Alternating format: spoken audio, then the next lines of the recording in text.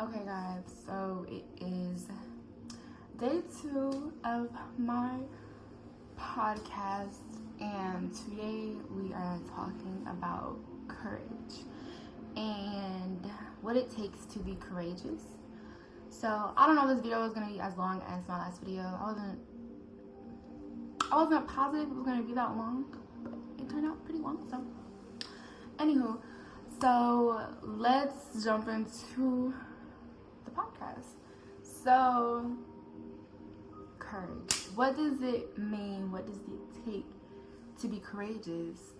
What does that look like for you?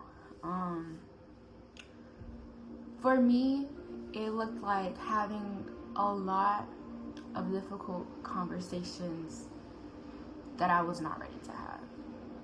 It looked like a lot of confrontation that I wasn't.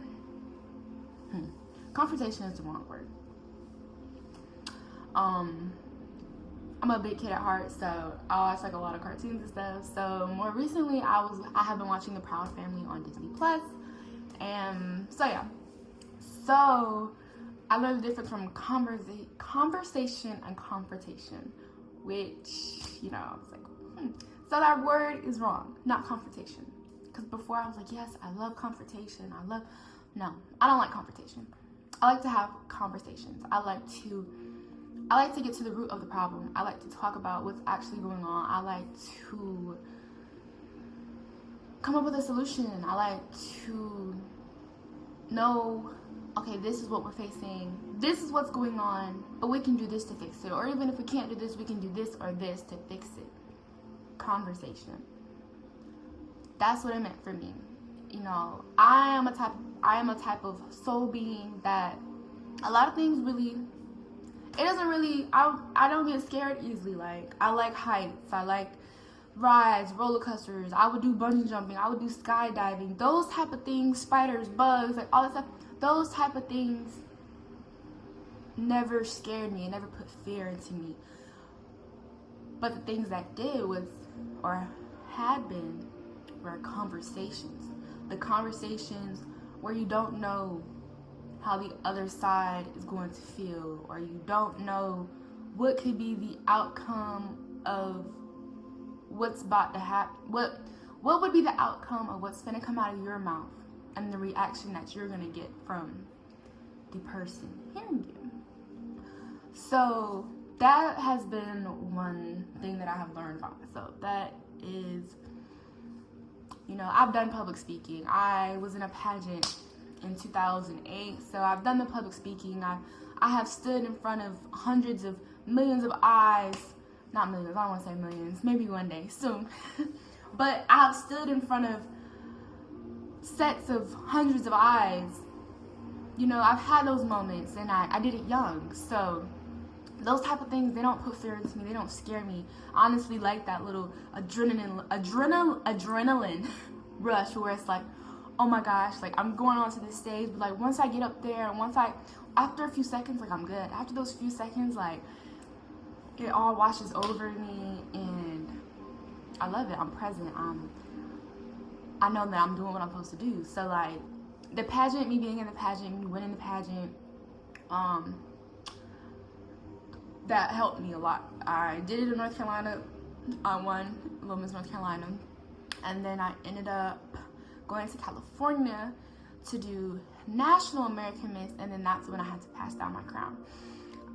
But it was an amazing experience. I did learn a lot as a young lady. Like, they teach you a lot, and to this day I haven't even been realizing, like, I have held on to a lot of those lessons and, you know, teachings and classes and sitting up straight, make sure you're looking the person in the eye when you're talking, you know, a lot of things.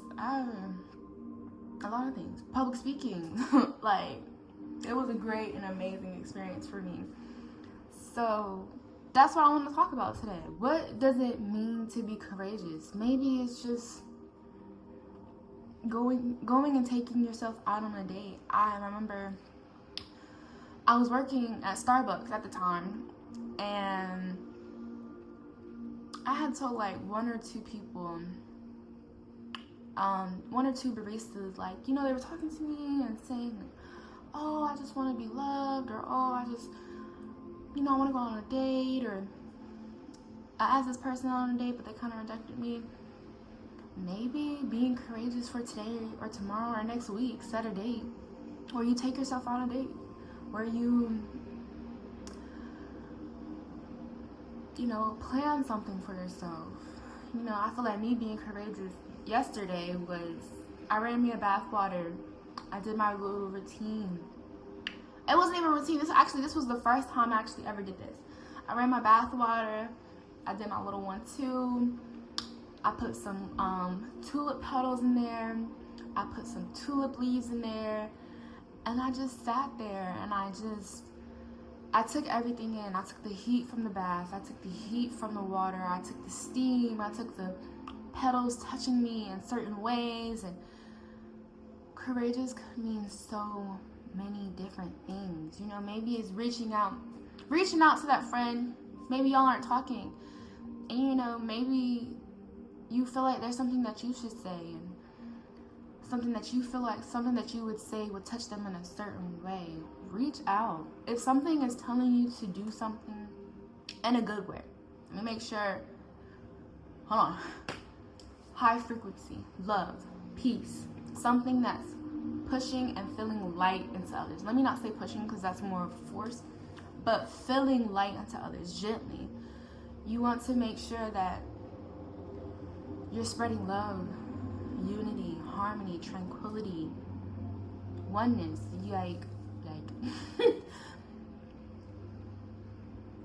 Remember, in our first podcast, we talked about every soul being has a purpose here in this realm, on this earth, right now, in this moment in time.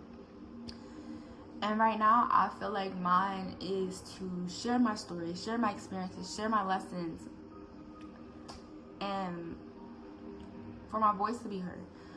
I remember talking to my psychiatrist, therapist, however you want to say it, and she asked me, she was like, well, what is your superpower? And I'm not going to say, you know what, I'm going to say it, because, and I told her, I said, my superpower is pen and paper, for sure. I said my superpower is my voice. My superpower is my conscience. And I think there was something else. Yeah, those are my superpowers. And I know this because I have done some amazing things with just a thought. Holding that frequency. Believing in that so much.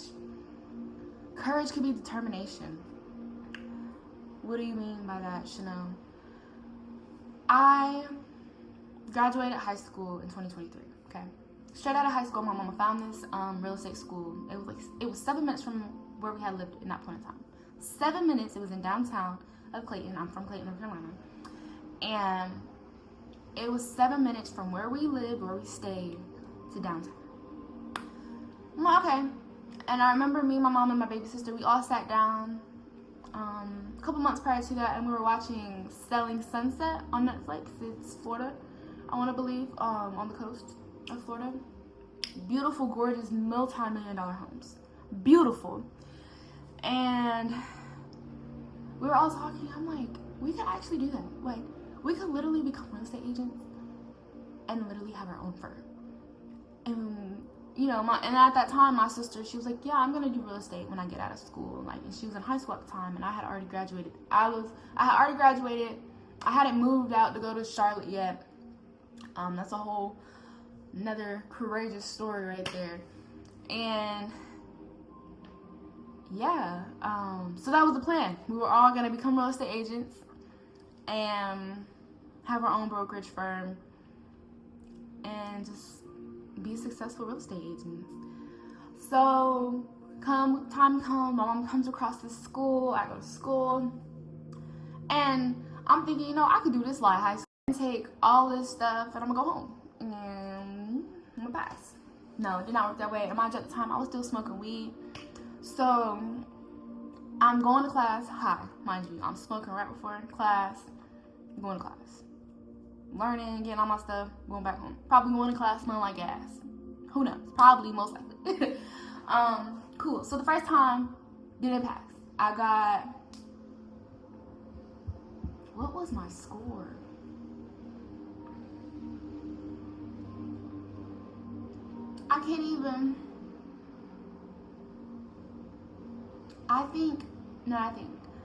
I know for sure the first time I took the class, I got a score. I took the class the second time. So for the first time I didn't read, it's this big book, this big real estate book that you have to read. You have to read this book because the class is very, very good. It tells you everything that's in the book. But in order to understand and comprehend what you need to do as a real estate agent, you need to read that book, right? And then I know it's just like I'm everywhere, but no, there's courage, determination, right? That's what we're talking about. What does it take to be courageous? So, didn't read the book the first time I took class. Second time, okay, cool. I'm gonna read a book. I read the book. Okay, cool. Read the book. Still smoking before class. Cool. But not as much. I'm not going to class. No, I think I was still going to class high. Yeah, before class. So, okay. All right. You read the book. Cool. Whatever. Take the test again at the end of the class. The big whole exam. I get the same exact freaking score that I got the very first time I took the 8-week course. I got it again the second time I took the class. Okay. Cool. That's fine. Bet. I'm gonna take it again. This time, I studied different. I actually studied this time. The first couple times I made flashcards. I did a little stuff. But the third time, and they do say third time's a charm, and maybe everything was everything, maybe my brain, and it was the same lecture, so it was still, and mind you, if I didn't pass this time, I was still going to take the class again. I was going to take the class again, because I'm determined. I am going to get my real estate license. So, third time comes, we get to the end of the class, the end of the school, and I passed. And I passed with the exact percentage I had to get to pass the class. The exact number. I was like, dang, I did it. It didn't even feel real. And I remember that moment every time because I had the same teacher every time, and she is such a great teacher. And I'll never forget that. She was like, you passed. And she gave me a big hug, and it felt so good because I had worked my ass off so hard for something that I knew I wanted so bad. And I still have my license, and but in that moment, I knew, this is what I'm going to do. This is what is going to take me from being financially and distraught, whatever that word is, being financially where I was at, to my idea of wealth, to my idea of a low-income household, a household where you're living paycheck to paycheck. I was like, this is what's gonna do it. This right here is what's gonna do it. And I had a passion for that, and I was feeling it, and as I was learning in class, and as I'm sitting in class, and I was also going through a lot of stuff too. So now that I'm sitting here thinking about it, I'm like, well, was that my passion, or was I also just thinking about stuff that I was going on personally that was making me feel like it was my passion? But regardless, I made it my passion because I made sure that I was going to achieve this, and I was going to get this license, and I did it. And I was willing, and I was going to go for a fourth time. Whatever it took, I was getting my real estate license. So that's courageous. That's determination. I don't care what it is. As long as it's good for you, and as long as it's not harming anyone else, mentally, physically, emotionally, spiritually, do it. If your conscience is telling you to do it, do it. I woke up today, My sister woke me up. Actually, I was gonna sleep much longer. She woke me up. She woke me up to, you know, some stuff, some news. And so I'm like, okay, we're sitting there, we talking and stuff. She on the phone with my other baby sister. So then she goes to her room, she takes her shower. I'm like, okay, I'm gonna take my shower. I do my morning routine. Lately I've been waking up. This is something new that I've been doing since I have moved out of my hometown. But waking up, what am I grateful for? I first started off with 10 things. And that's courageous as well, for you to be able to sit down with yourself, evaluate your life as soon as you wake up. Like, that's the highest, I don't know how to say it, but when we wake up, that's the highest level of conscience that we can be at. So as soon as I wake up, what am I grateful for? What am I grateful for today? What can I thank Source today? What can I thank the universe today? What can I thank them for? So that's what I do every morning when I wake up. And when I first started, I started with 10 things. 10 things. And after, you know, after like a week and a half, you know, I'm starting to realize, like, I'm kind of getting repetitive with the things that I'm grateful for. And not in a bad way, because I should be grateful for these things. Like, and the things that I'm writing down, like, I definitely should be grateful for these things. So that's courageous for me able to identify and figure out, like, thank you, Source. Thank you, universe. Thank you. And I don't know how you're doing it, Source. And I don't know how you're doing it, universe, but I thank you, because thank you. So that's my message today. You know, like I said, I did my morning routine. That's why I said that. I did my morning routine. Then I got in the shower. And then, you know, I'm cleansing, doing my stuff. I'm like, I'm going to talk about being courageous today. That's what my video is going to be about. For episode 2 of my podcast, Rich Mindset. What does it mean to be courageous? And if you are watching this and you made it to the end of the video, that's what I want you to figure out. So, the word, I'm trying to figure out. The word for today